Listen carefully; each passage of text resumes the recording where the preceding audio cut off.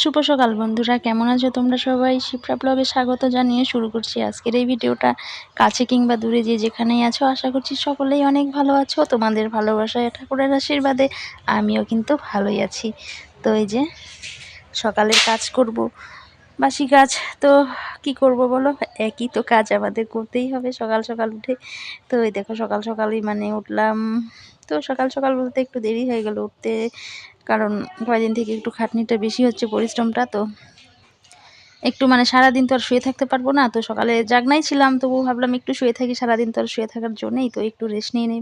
তারপরে তো লেগে পড়তেই হবে, সারাদিনকার নামে তো মেশিন চালাতেই হবে, সেই মালগাড়ির মতো সারাদিন চলতেই থাকবে এই সংসারের কাজে কিন্তু।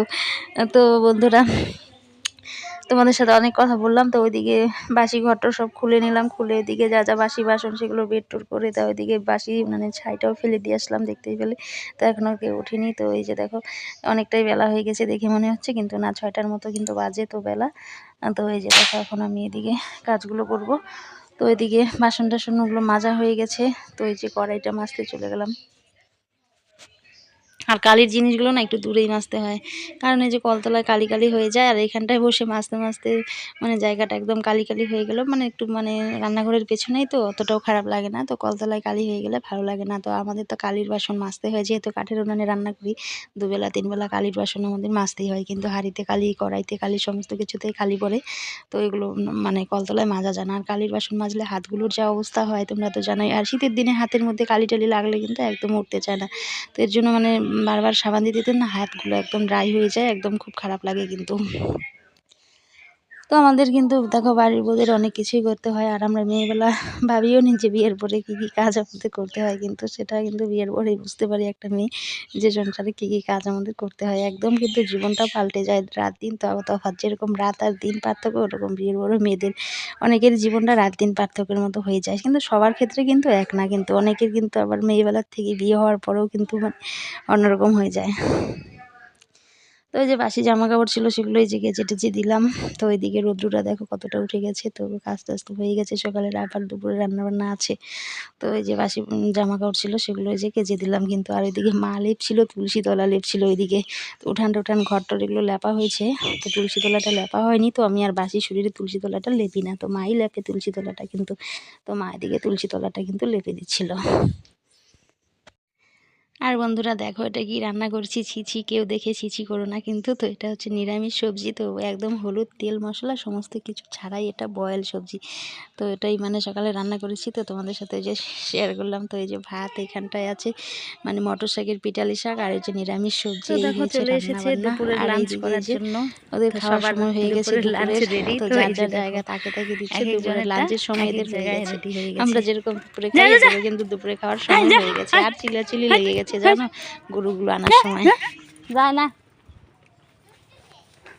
সেই দুষ্টু রে, যার যার জায়গায় শেষে যা যা যা যা যা যা কেটে দেয়নি যা।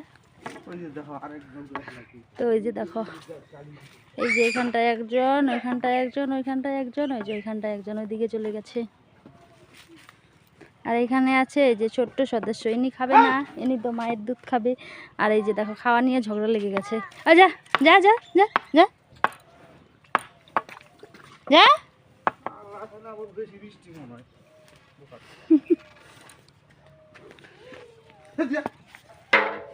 আর আমার মেয়ে এখানটায় দোল খাচ্ছে।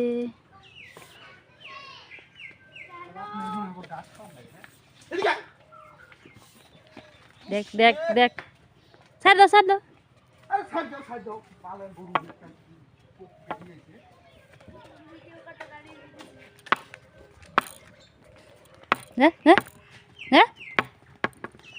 দেও দুইটা বাড়ি নিলে যাত হইব না।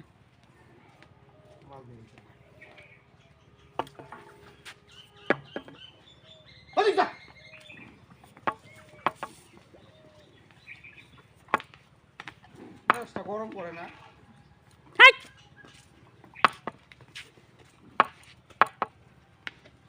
দেখ কি হ্যালো দাদা।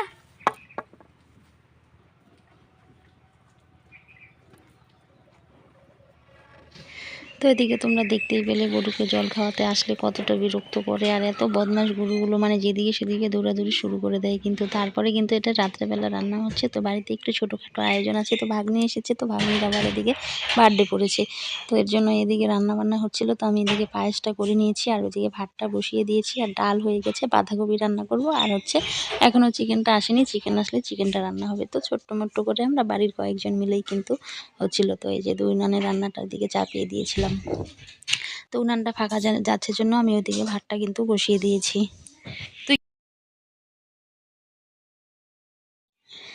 তারপর ওইদিকে রান্নাবান্না তো আমি করছিলাম, আমি আর এইখানটায় আসতে পারিনি। তো ওইদিকে মেয়ে ভিডিও করছিল, তো এই যে কেক কাটিং হচ্ছে, তো পাশের ওটা ভাস্তি, আর এই যে ছোট্টটা হচ্ছে ভাগ্নি, তো ননদের মেয়ে। তো এই যে কেকটা কেটে নিচ্ছিল, তো আমাকে ডাকছিল বারবার, আমি ওইদিকে রান্না রেখে আর আমার মানে আসা হচ্ছিল না। তো এই যে কেকটা কিন্তু খুব সুন্দর ছিল, তো এই যে ইয়েলো কালারের ছিল কিন্তু।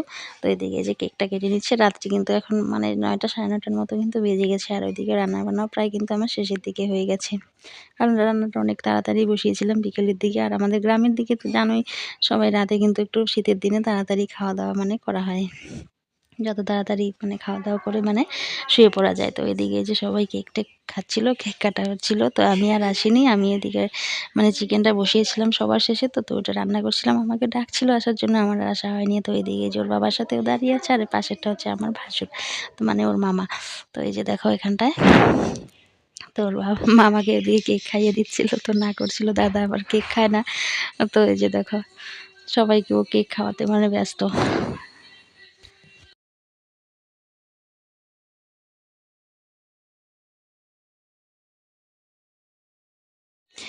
আর এই বাচ্চাদের ছোট ছোট আবদারগুলো পূরণ করলেই কিন্তু ওরা অনেক খুশি থাকে, অল্পতেই বাচ্চারা দেখবে কিন্তু অনেক খুশি হয়ে যায়। আমাদের যেমন বড়দের অনেক কিছু তো যেরকম মন ভরে না, কিন্তু বাচ্চাদের ক্ষেত্রে কিন্তু সেটা না, অল্পতেই কিন্তু ওদের মানে ওরা অনেক খুশি থাকে। কিন্তু এর জন্য ছোটোখাটো আনন্দ ফুর্তিগুলো, ছোট ছোট জিনিসগুলো কিন্তু ওদের সাথে মানে শেয়ার করতে হয়, এতে কিন্তু ওদের মন মানসিকতাটাও কিন্তু ভালো থাকে। তো আমার মেয়েরও কিছুদিন আগে বার্থডে গিয়েছে, আর করা হয়নি।